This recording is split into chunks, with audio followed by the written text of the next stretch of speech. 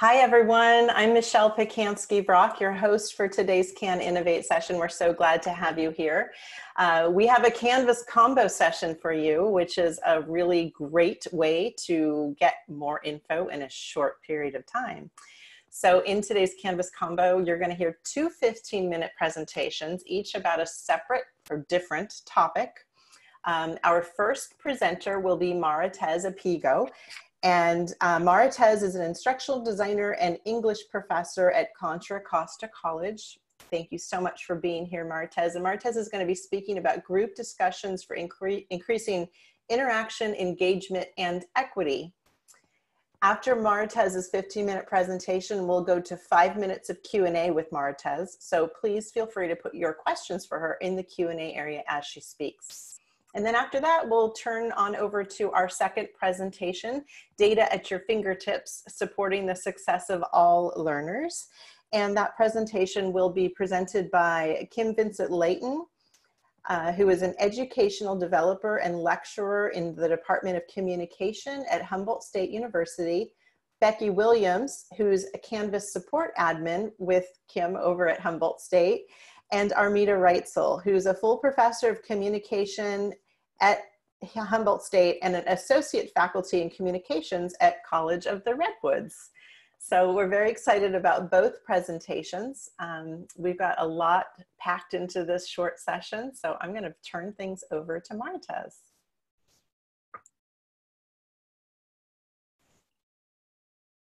Oh, there we go. There we go. Thank you, Michelle.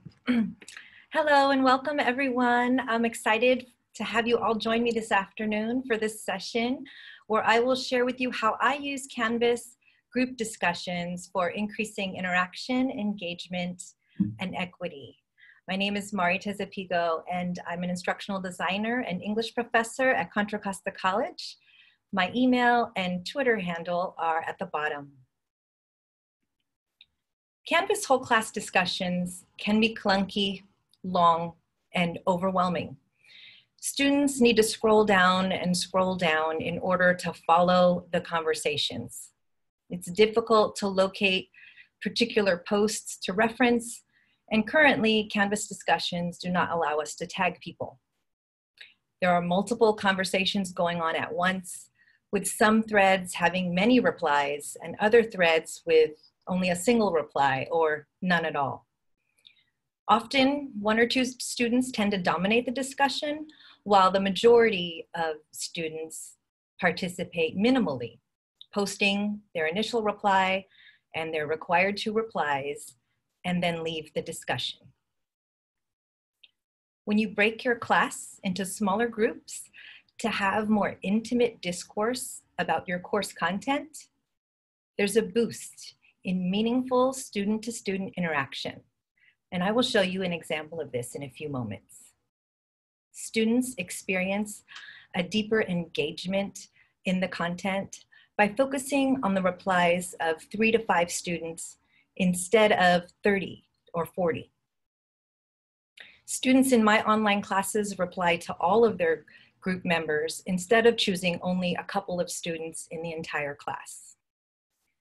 Therefore, it fosters a strong sense of community and connection, especially when the group discussions are sustained over several weeks. Strengthening that sense of community and humanizing online learning are equity-minded practices. Group discussions are more inclusive of our diverse learners, especially marginalized students of color. Dr. Luke Wood is notable for his Black Minds Matter work and was the keynote speaker at the online teaching conference in 2018, where he shared his 5 equity practices for teaching students of color online. One of them is to be community-centric, where he recommends that students are given opportunities to share their perspectives, stories, and reflections to create community.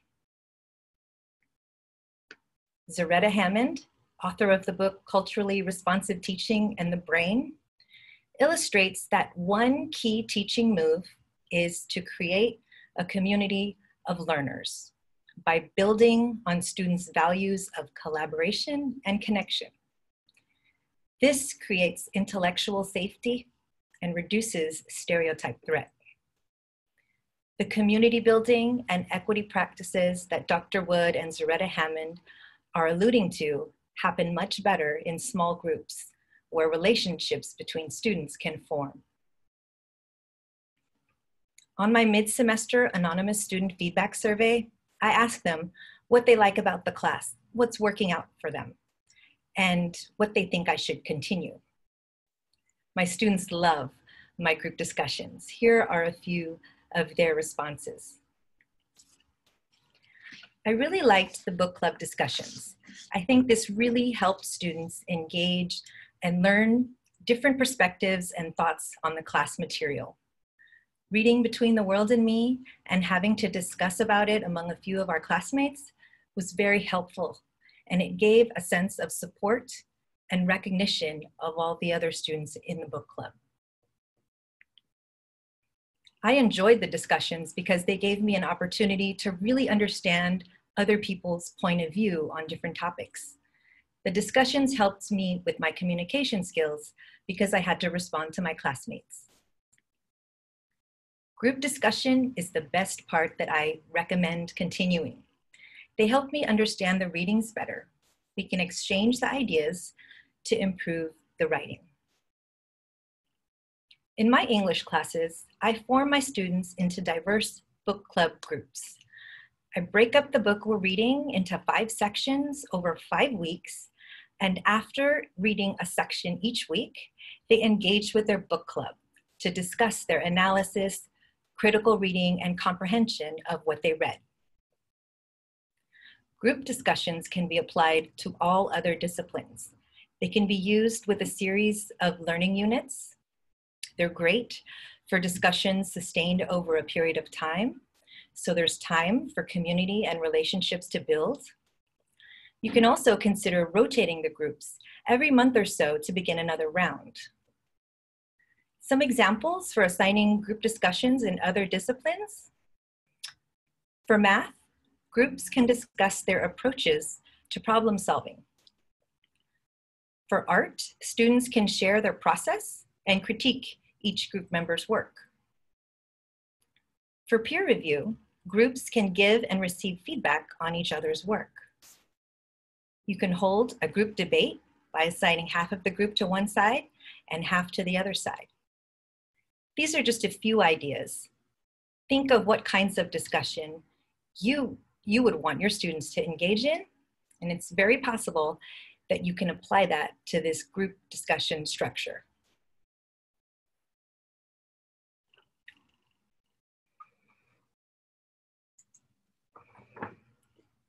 Before my students participate in their first book club discussion, this is my scaffolding, or how I set them up for success using a Canvas page. So first I tell them what a book club is. And here I explain what they're going to be doing, the skills I want them to practice, and the deadlines for their replies. I ask them to watch these 2 videos that orient them to both Canvas groups and Canvas discussions. Canvas groups can be confusing for students at first because it's located in a group space that's separate from the main course space on Canvas. So I created a 1-minute video to orient my students to it. Group in Canvas. From the Hello students, it's Professor Appy Go. In this video, I will show you how to access your group in Canvas. From the home page of the course, you can access your group either from the groups icon in the global navigation menu or from the right margin under the course groups section. In this example, my group name is Sutter's Ford, so I'm going to go ahead and click on the name of my group. Now you have entered your group space, which is a separate area from the main Canvas course. Only you, your group members, and the professor have access to this group space. Other students in the class do not. The two areas that I'm going to show you are people and discussions. The other areas are optional. Clicking on people will show you who is in your group. Discussions is the required area that you will be graded on. Here, you will be discussing the reading with your group members. Post any questions about using groups in Canvas on the Q&A discussion.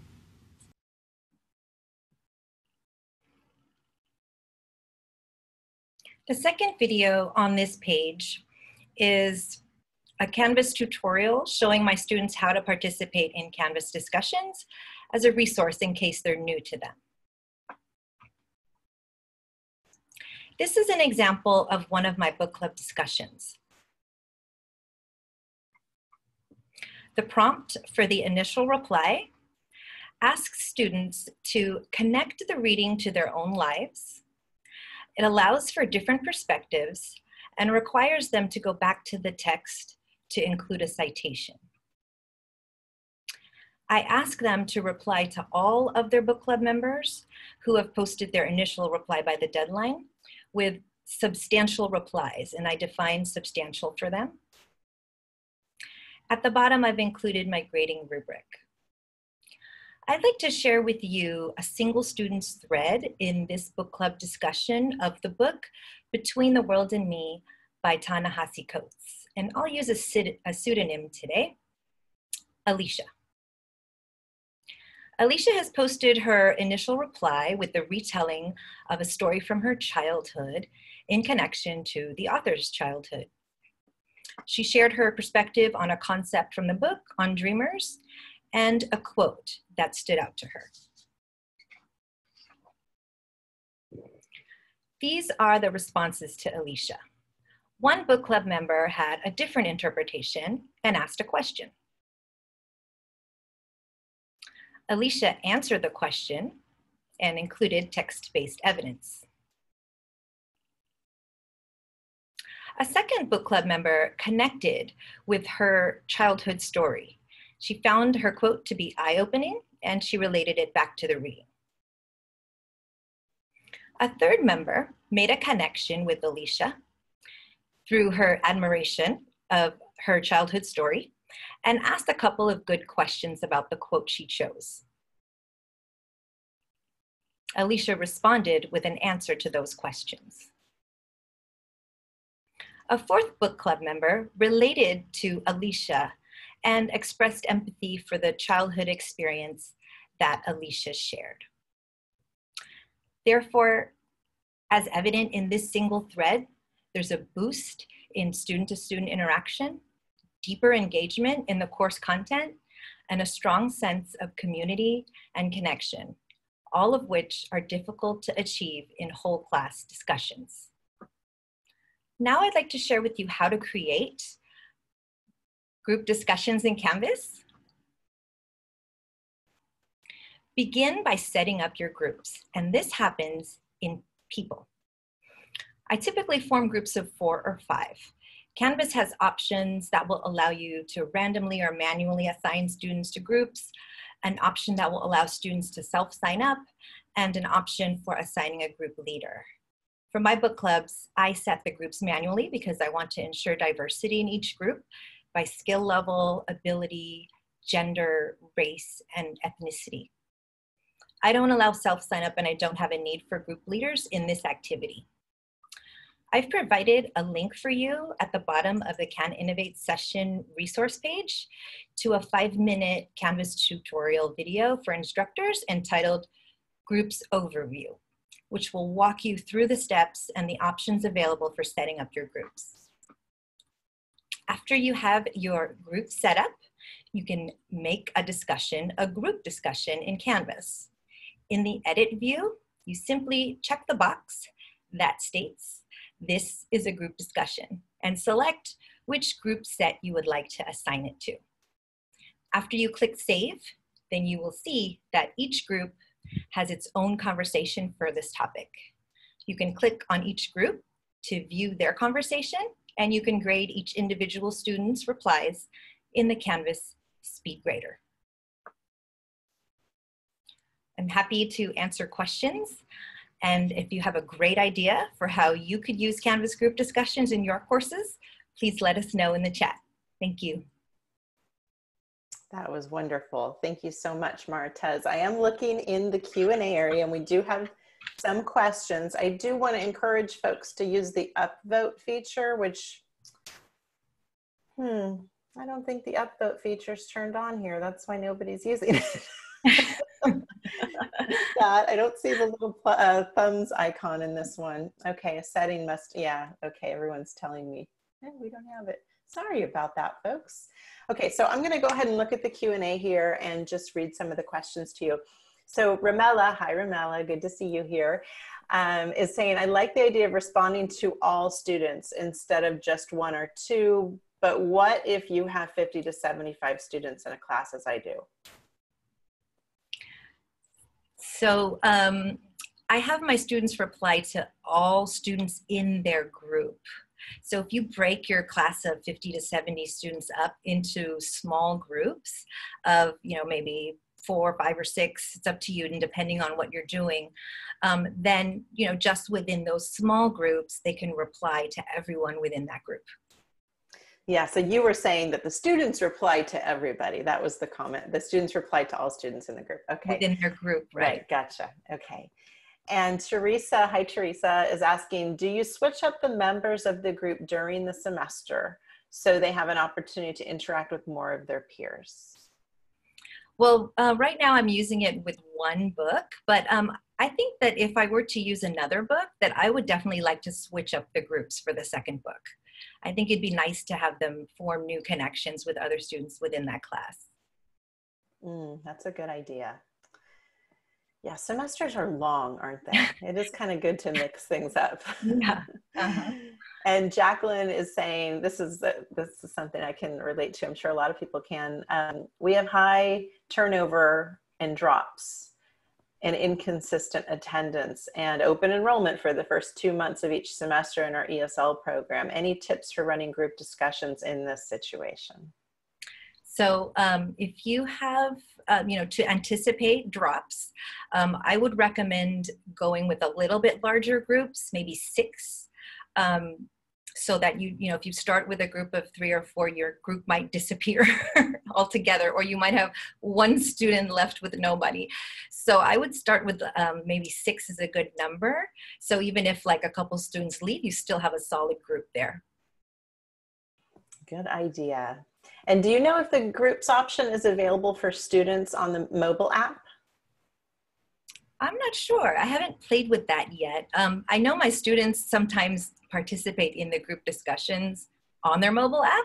So, so I would think so. Okay, yeah, she's mentioning, I don't see it in the student app. So maybe they're going through their browser. Yeah, I think they just probably click on the assignment that's in the module, and it takes them to that group discussion. Okay. Okay. Let's see. Oops. That one's done. When you assign the book club question, this is from Kim, do students have to respond to a certain number of times to the replies to their own initial response, or did Alicia choose to reply and keep the conversation going? Alicia chose to reply, and especially since some of her group members were asking her questions, she felt that she wanted to go in there and answer. But very often students go back and reply to others who have, asked them a question or said something that they wanted to respond to. So there is more back and forth within a group discussion than you see in a whole class discussion. Someone once asked me, how do you know when community's being developed? And that is, I think, how you know, when you start to see the interactions and the engagement that is not required. Exactly. Yeah. Any tips for motivating students to not wait until the last hour before a discussion is due?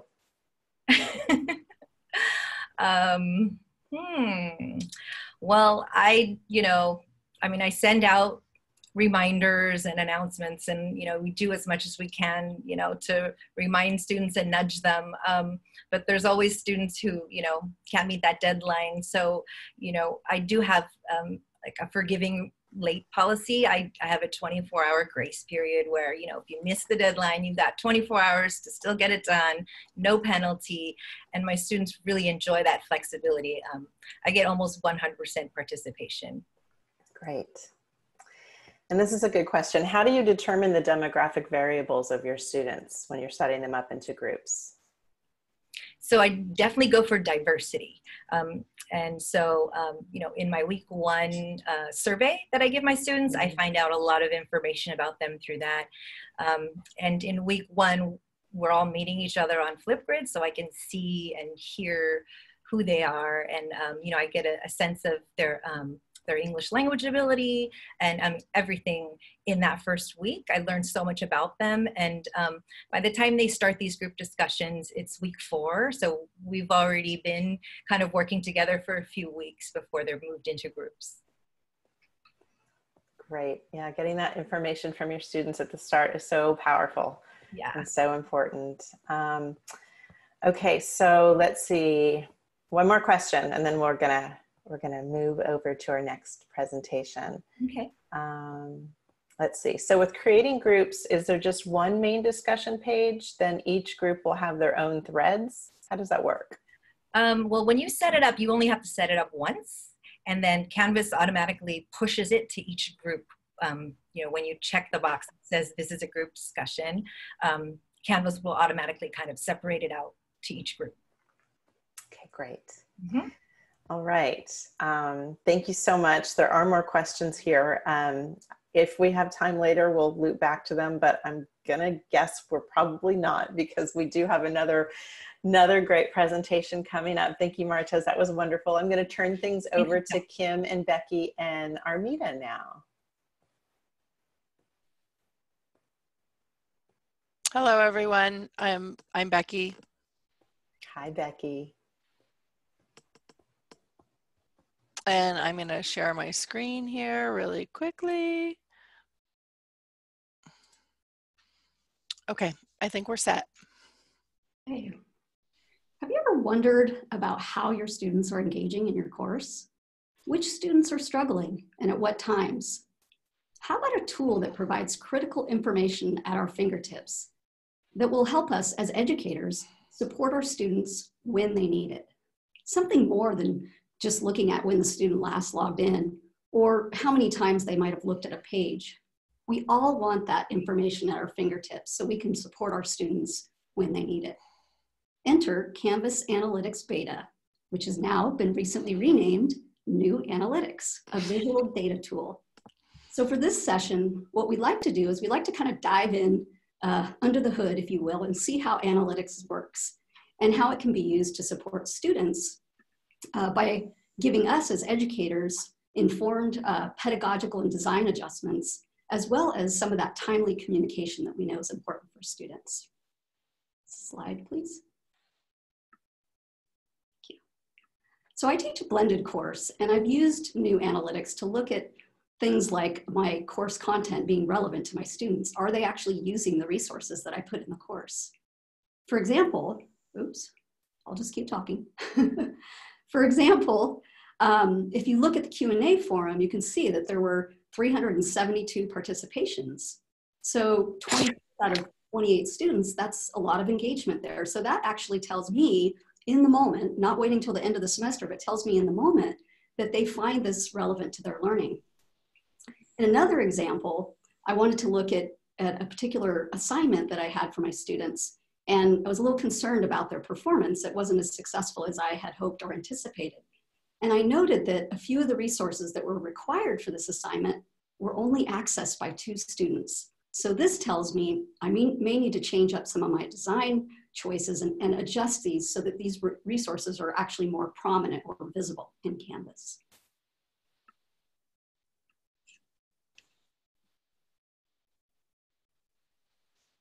Okay, so what's next?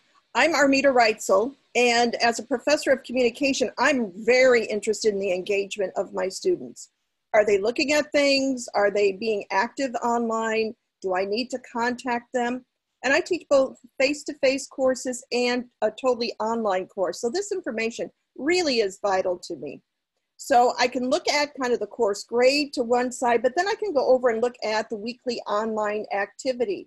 And it gives me an idea of the average participations and the average page views for a week at a time. And that's really helpful to me. Next slide. On this one, I wanted to share this one with you because this is coming from Analytics Beta.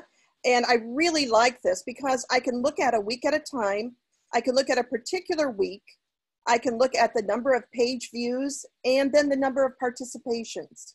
So what's the number of participations and why is that even important? Well, as somebody who's really concerned about the success of my students, I want to make sure that students are doing what they need to do. As was said during the earlier presentation, with the idea of how do you get your students to start in on the homework, maybe a little bit more than just 10 or 15 minutes before it's due. I really encourage students to contact me and I contact them with a lot of reminders about things. So participations for me are really, really important. Go ahead, next slide. So this one's kind of back one. We go back one page. Okay, I think I did go back one. Sorry. Yeah, that's what I want right now. Okay. So this is a really cool feature because I can look at the average number of page views and participation by the entire course, but then I can dig a little deeper and look specifically for the participation and the page views by a particular student. And I find this really helpful. I kind of look at it from a number of different angles. Students who participate a lot, I want to see how much are they looking, how much are they participating, but also that student that I'm a little worried about them because maybe they're not online quite as much, maybe grades are suffering a little bit. So this begins to give me some useful information week by week. Okay, next one. Okay, this one's kind of an interesting one. This is a student who back in September 29th through October 6th, I can look at the page views that they did and the amount of participation that they did. Next one. And so what I find, and I think of the slides that we're showing you right now, this is a really, sorry about it, critical one because it is about critical communication. This is a student who was experiencing some challenges in the course and I was aware of the challenges. And so the student had stopped coming to class at one point, but it shows that I did make an effort to try to contact that student via the Canvas interface and that I did receive a response back from the student. What's really nice, if you look at the right side of the screen, it is so convenient through Analytics Beta to be able to message students directly from that area. And so I do use that feature quite a bit. It does make my life a little bit easier because I am a professor who ends up having maybe 60 students in a class. And to be able to do this very quickly is really helpful. Next slide. And now it's actually not a slide. We're going to go into a demonstration.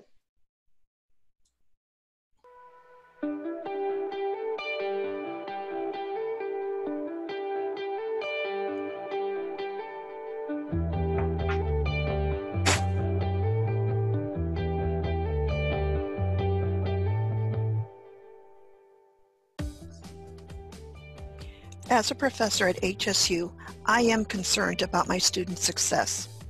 I would go to Canvas to see when the last activity was that my students engaged in and what the total activity was that they engaged in. But there was a lot of information that I really wanted to get to improve my communication with my students and to get them engaged with the class. So thank goodness we have Analytics Beta. Analytics Beta is a wonderful new Canvas innovation that I'm going to be using quite a bit as an instructor.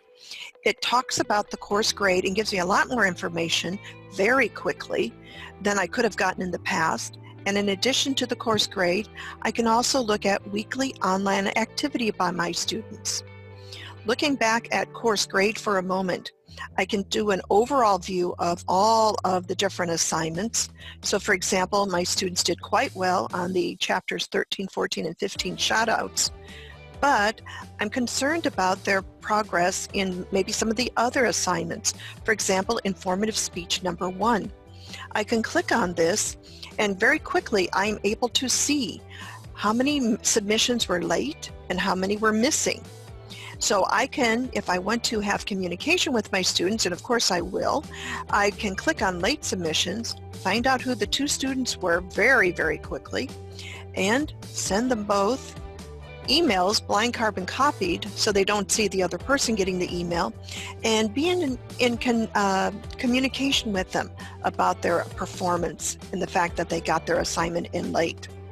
In addition, I can also look at a student who did not turn the assignment in. I can find out who that is, and again, very quickly email that particular individual.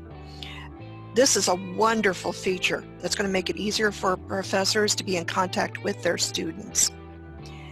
In addition to the course grade, I can look at weekly online activity.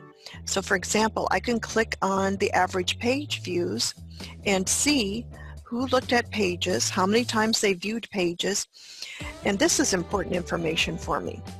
I can click on a student and it shows me the kind of grade they're getting. I can look at their weekly activity and also even look at communication. This shows that there were 7 instructor messages sent to this particular student. I appreciate this because it gives me information about, do I need to do more for my students? Do I need to get them engaged? When was the last time that they were on Canvas? What pages are useful? Which ones are they not looking at? That can inform me as I do my design. So Analytics Beta really rocks. Thanks.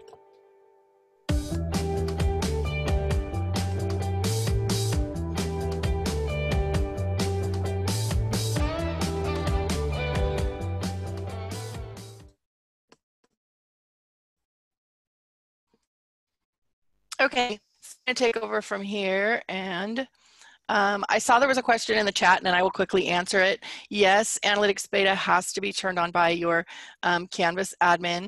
Actually, as of this week, they've rebranded it from Analytics Beta to New Analytics. So this is my test Canvas course.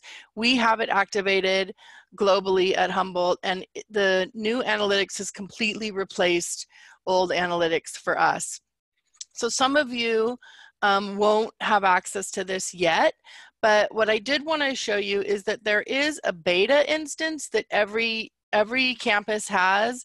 So if you'll notice up here, this has, I'm up in the URL area up in the top corner, it has the URL for our instance in Canvas, but if you insert beta in there, and I'll share a couple of resources in the chat, how to find your the URL for your campus and how to access the beta environment. And your Canvas admin may have turned it on over in beta.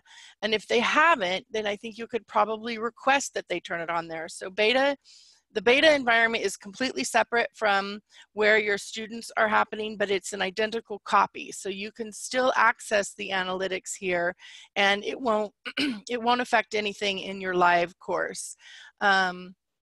I did just want to mention that there are 2 dashboards here. One is the weekly online activity, and the other is the course grade, and you can kind of toggle through that. It is brand new that they added it with the new name, New Analytics, and so if it's turned on, it is on globally. That's as of this week, so it's pretty recent. And I think that wraps it up for us. I do have one more thing I'd like to share if I could, because being a communication professor, I have to have a conclusion. So here goes. Let your fingers do the walking. Let the data do the talking. New Analytics gives you useful data at your fingertips. So in summary, New Analytics really rocks it. Thank you, Armita, I have a question. Do you like it? Yeah, kinda. I don't know if I gave it away. I mean, I get so excited about this stuff. I must be a data nerd or something. But what's really cool for me is I'm able to take that information, I really reflect on it. And then I'm able to think about what could I do differently next time, what's working, or sometimes I'm pleasantly surprised, wow, that worked better than I thought it would. And so that's always a treat when that happens. But yeah, I do get excited about it. I'm so glad you said that, because oftentimes we don't think about that. We always just think about like finding the problems, but anytime you do collect data, whether it's qualitative, open-ended data from students or the quantitative data like we're seeing in analytics, we learn stuff, and they can be wonderful surprises. It's not always bad stuff, folks. Like a holiday whenever I get in there. It really is. Yeah. Well, thank you for that presentation. We do have some questions. So let me take a peek at our list here. And Marita, I just wanted to say that if you are interested in jumping into the Q&A, there are some questions that we did not respond to from your session at the top. And you're welcome to type answers in there as I converse with the other presenters.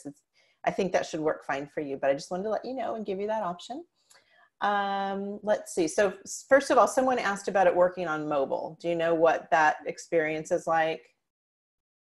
It's an LTI, so I assume it is not working on mobile at all.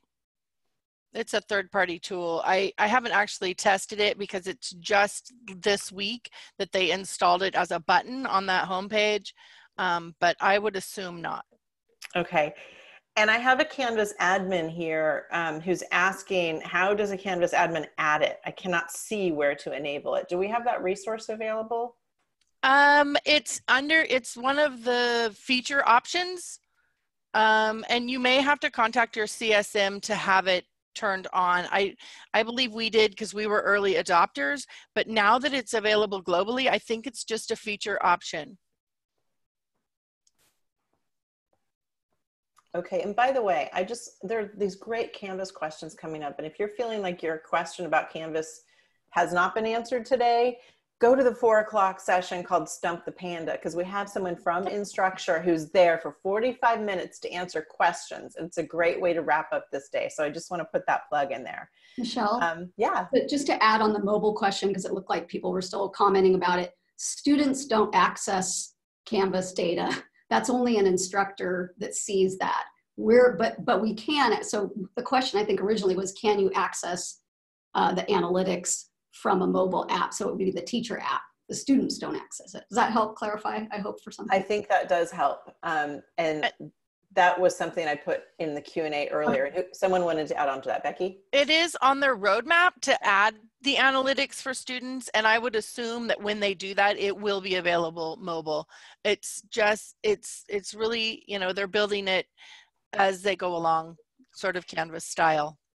Okay, and here are two good questions, and one of them again is about mobile, but it's about when students use the mobile app, does that data flow into beta analytics? Yes. All right, that was a good answer. So participation, which is kind of odd in analytics, only is capturing submissions.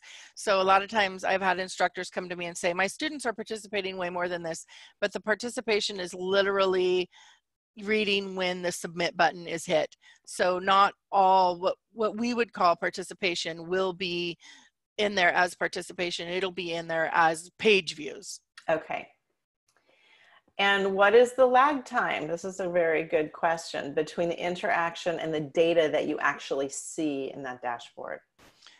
So there is a lag. I'm just looking at mine that I just was in there, and it says it was loaded. It displays for you in the top corner of the dashboard, and it says it was loaded as of October 24th at 1:09 p.m. So in general, it loads once a day. And it tells you how old it is. So it is not instant. And that's important. Yeah. As a professor, that's one thing I wish that were a little bit more timely, because when I look at the summaries, it's for a week. So I may be well into a week and I'm getting no data of something that might have happened just a couple of days earlier. And of course, that's what I want to know, because I want to know everything like right now. So that's a little challenging, but it's really good to look at week by week. It gives you that kind of picture. And since a lot of us do things by modules, week by week, that is useful information. Yeah, hopefully we'll see that lag time improve. So we had this I think this was the first question that went in. So let me loop back to this one. I hope it still makes sense. What does the Canvas Analytics participation number when it shows something between 0 and 1. How is that calculated?